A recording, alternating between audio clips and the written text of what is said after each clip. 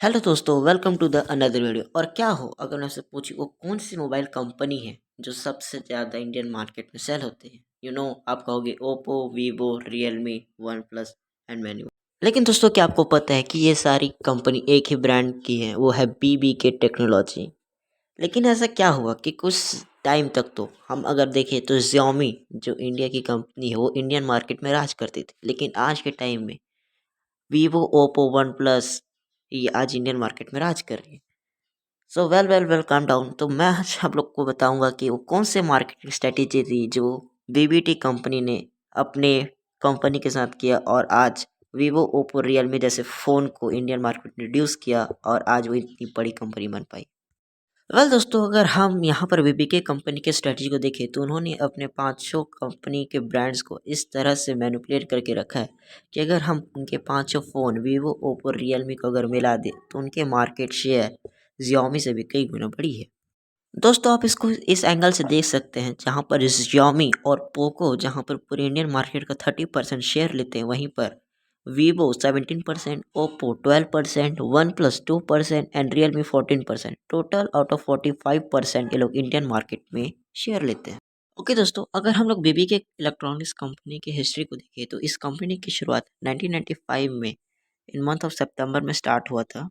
और स्टार्टिंग में ये कंपनी म्यूज़िक से रिलेटेड प्रोडक्ट बनाती थी, लेकिन उन्होंने फिर सोचा कि हम लोग एजुकेशनल प्लेटफॉर्म की ओर जाएंगे, लेकिन यहाँ पर उनको एक बहुत बड़ा डिजास्टर देखने को मिला।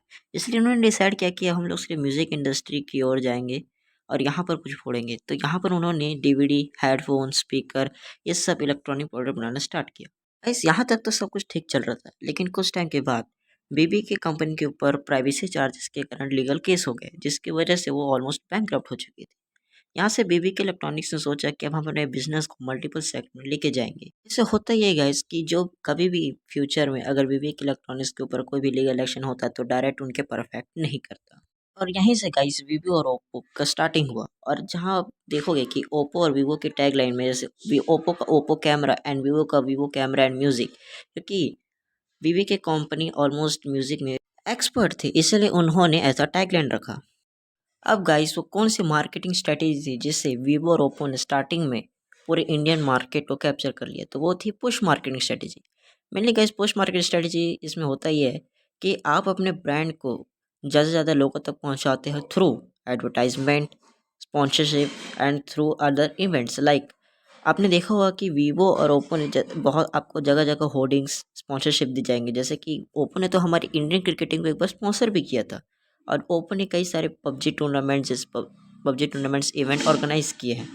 और सिर्फ इतना ही नहीं गाइस, वीवो और ओप्पो ने तो ऐसा रूमर भी फैला के रखा था कि वो अपने शॉपकीपर को किसी भी अदर मोबाइल ब्रांड के मुकाबले सबसे ज़्यादा कमीशन पे करते हैं। जस्ट लाइक अगर कोई कंपनी उनको 5 से 10% दे रही तो वो ओप्पो और वीवो उनको 20% शेयर देते थे।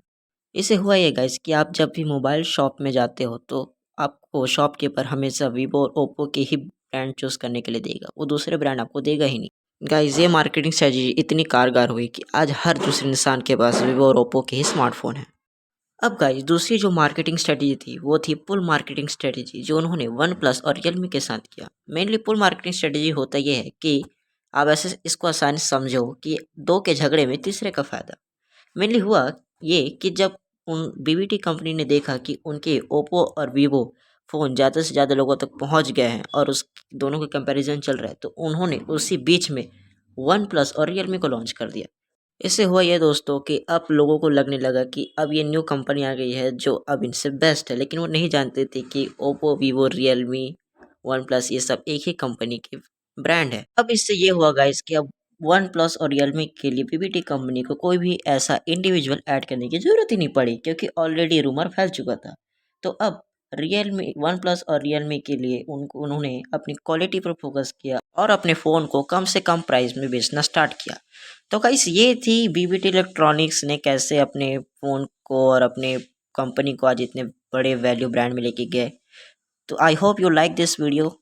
तो कमेंट में बताया को कैसा लगा और तब तक के लिए गुड बाय।